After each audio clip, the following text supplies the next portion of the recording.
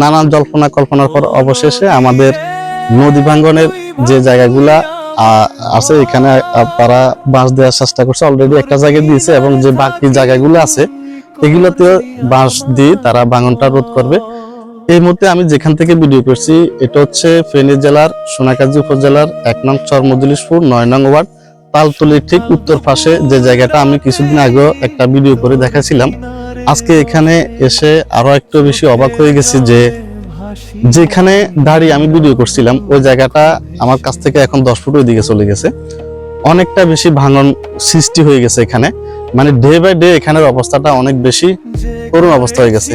এখানে ইতিমধ্যে আমি যতটুকু জানি 8 থেকে 10টা ফ্যামিলির ঘরবাড়ি বিলীন হয়ে গেছে নদীর সাথে, আরো ভাঙতেছে।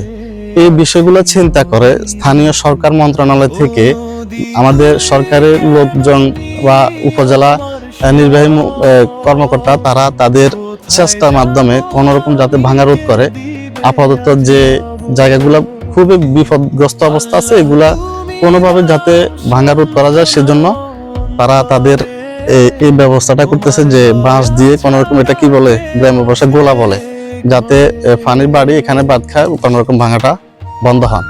আসলে গ্রামে আমরা বলি না যে সার্দি বকা ধরে, বিষয়টা এমন একটা হয়ে গেছে আর কি। যদিও এটা টিকার সম্ভাবনা একেবারে কম, তারপরও মানুষের জায়গা থেকে চেষ্টা করতেছে। আসলে কিছু করার না, কিন্তু এখানে যেভাবে ভাঙতেছে এটা সম্পূর্ণ আল্লাহর হুকুমতে হচ্ছে।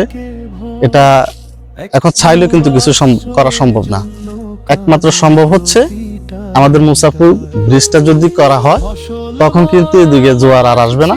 জোয়ার না আসলে এই যে তালতলি বলেন বা সোনাকাজির আরো যে জায়গাগুলা নদী কবলে ভাঙা অবস্থায় আছে এগুলা কিন্তু বন্ধ হবে না, চলমান চলতে থাকবে।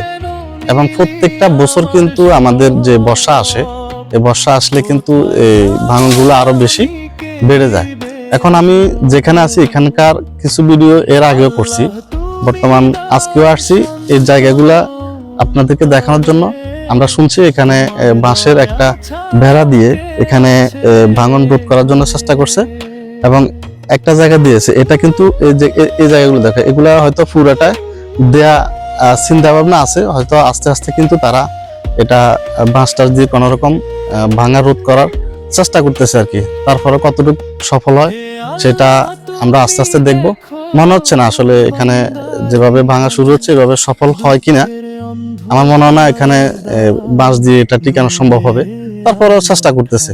ইতিমধ্যে এখানে একটা বরাদ্দ আসছে, এটা আমাদের এখন যে জায়গাটাতে আছে এখানে, এবং আমাদের ওই যে সাবু কন্ট্রাক্টর বা লতিফ ভাই ওই জায়গাটাও কিন্তু এভাবে বাঁশ টাস দিয়ে বাঁধা হবে, আমরা ওইখানেও যাব। এবং তালতলির ওই ফাঁসটাতেও কিন্তু অলরেডি কাজ চলছে, ওইখানেও বাঁশ দিয়ে বেড়া দিয়ে কোনোরকম ভাঙার যে একটা বন্ধ করার সিস্টেম এটা করতেছে আর কি।